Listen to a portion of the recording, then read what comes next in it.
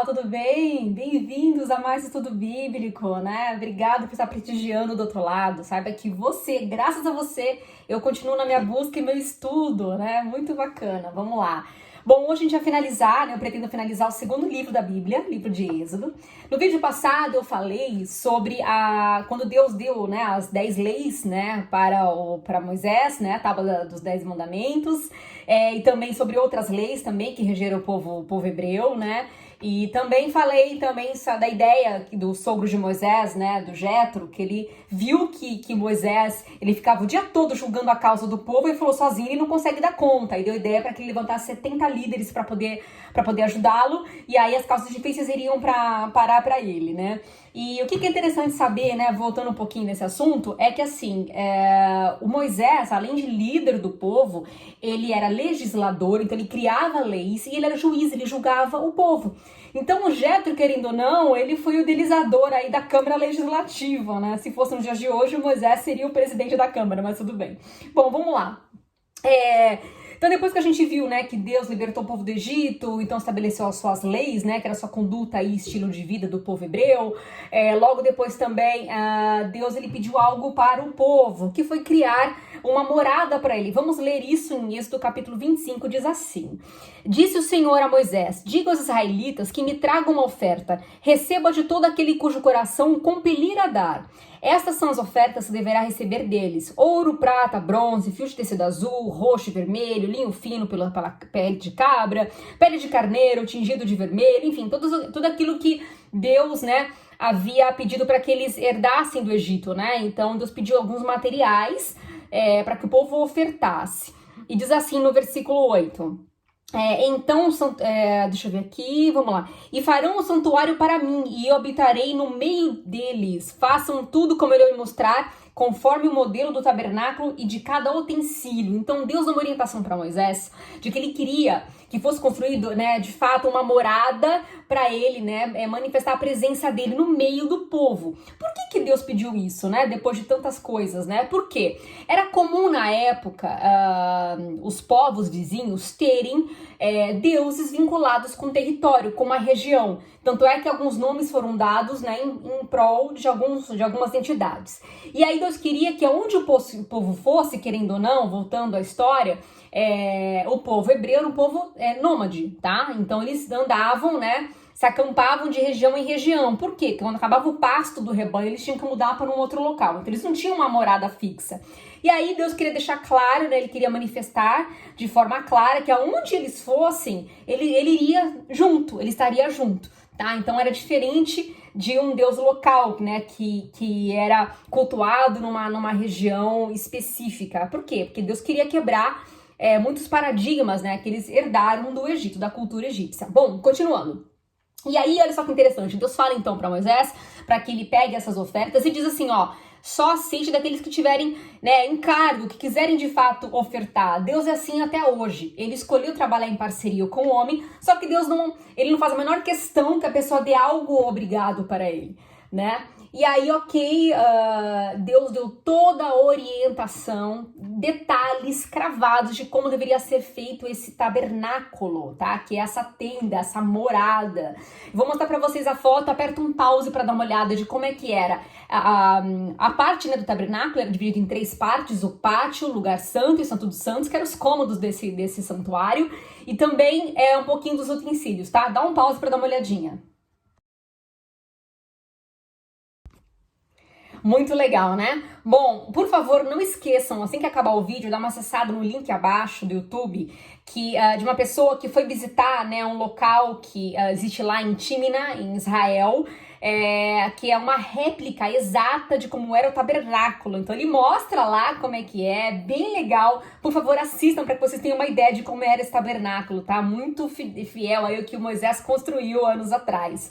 Bom, como eu falei, existem alguns cômodos, né, nesse tabernáculo, que era o pátio, a área externa, o lugar santo, que era um cômodo intermediário, e o santo dos santos. Eu vou falar um pouquinho rapidamente sobre alguns dos utensílios, né, que Deus pediu para que fosse colocado nesse cômodo, lugar santo, E o que significa, tá? Assim, se você fazer um estudo mais aprofundado, eu teria que fazer um vídeo só dedicado a isso, tá? Porque cada item significa, aponta para algo muito além. Tanto é que no livro de Hebreus fala sobre isso. Hebreus número 8 fala o seguinte sobre o tabernáculo.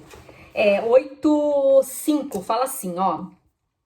Eles servem num santuário que é a cópia e a sombra daquele que está nos céus, já que Moisés foi avisado quando estava para construir o tabernáculo. Tenham cuidado de fazer tudo segundo o modelo que lhe foi mostrado no monte. Então Deus mostrou no monte, né, para Moisés como é que deveria ser feito. E Hebreus fala que isso, cada item aponta para algo celestial, né? Tem um significado, não é apenas um mero objeto. Bom, o castiçal ou candelabro, né, que era o item que tinha aí o azeite para poder manter as velas acesas, né, que iluminava o local, ele aponta, para os judeus, ele tem um significado que remete aos olhos de Deus, né, que sonda toda a terra, lembrando que são 7 hastes, 7 número de Deus, da perfeição. Já para os cristãos, o que aponta o castiçal? Aponta para a igreja, aponta para Cristo e aponta também para o Espírito Santo. Bom, a mesa dos pães, né, da propiciação, que é a mesa que tinha os pães, eram 12 pães, 12 porque aponta para as 12 tribos de Israel, então era a completude, né, a totalidade do povo hebreu. E também apontava para a gratidão, né, do pão de cada dia, né, porque Deus de fato ele manteve o pão, o maná, vamos dizer assim, né, que nós vimos no vídeo passado, diariamente. O povo não passou fome em nenhum momento. E também aponta, claro, para Jesus, né, que ele é o pão da vida. Ele fala lá no livro de João sobre isso: eu sou o pão da vida, né? Então quem tiver fome vem até mim, quem tiver sede vem até mim. E também o altar do incenso. O altar do incenso, ele representa o quê, né? A palavra diz que o incenso ele aponta para oração, para louvor, e que Deus recebe o nosso louvor e oração, e ele sente nas suas narinas o aroma do incenso. Então deveria estar continuamente aceso para poder representar justamente esse louvor e a oração perpétua. Bom, e na sala, né, no ambiente Santo dos Santos, era onde ficava a Arca da Aliança, que representava a presença de Deus. Dentro dessa arca, era contida, então, a vara de Arão, né, que floresceu, então, para representar justamente o milagre de Deus, a provisão de Deus, o maná e também a tábua dos 10 mandamentos. Dá uma olhadinha na foto de como é que era essa Arca da Aliança.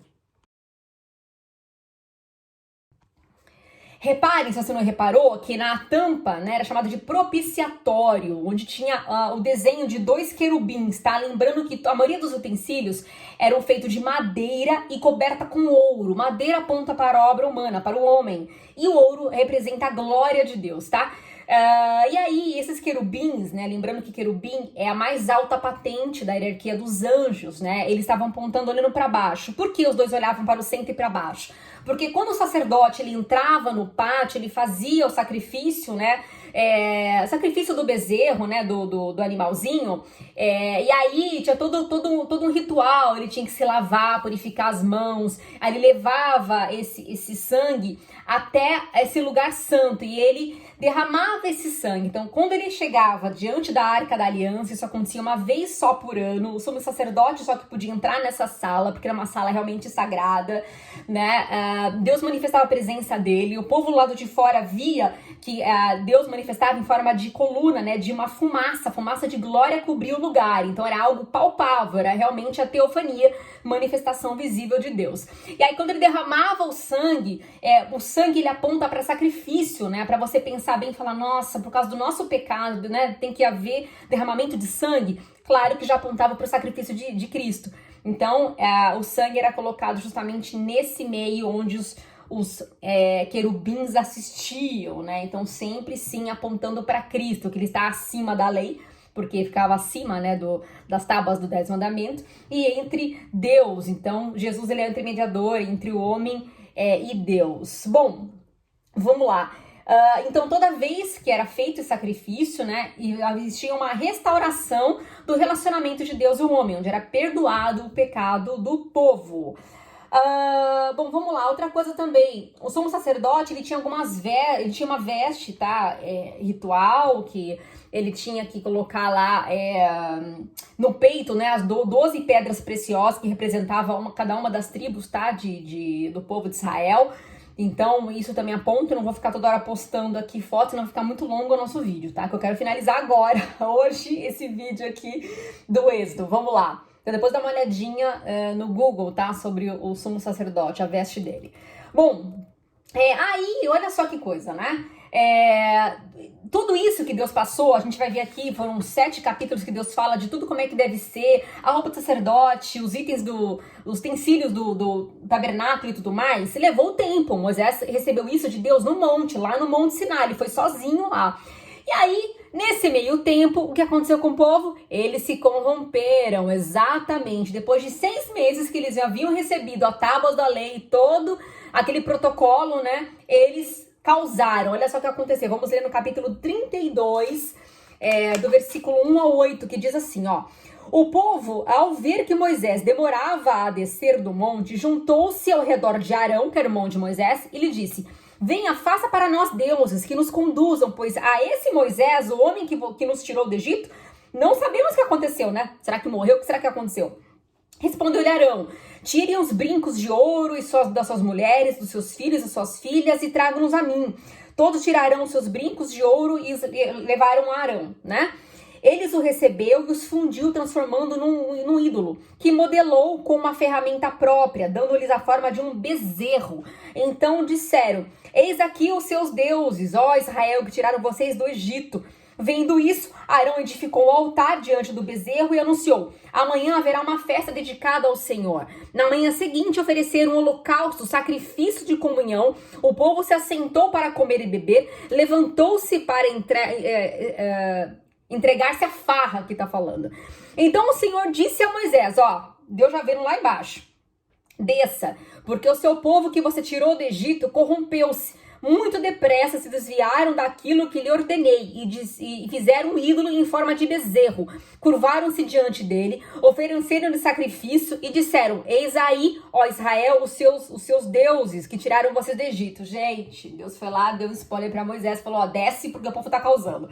Agora um parênteses, por quê, né? Muita gente conhece a história do bezerro de ouro, mas por que era um bezerro? Vamos lá. Lembrando que eles vieram recentemente do Egito. E o bezerro, ele era o principal deus dos egípcios. Ele representava a fertilidade e representava força. Inclusive, vou postar para vocês agora a foto, né, de um ídolo de bezerro, inclusive uma mumificação de um boi, de um bezerro, porque eles mumificavam os deuses deles. Dá uma olhada.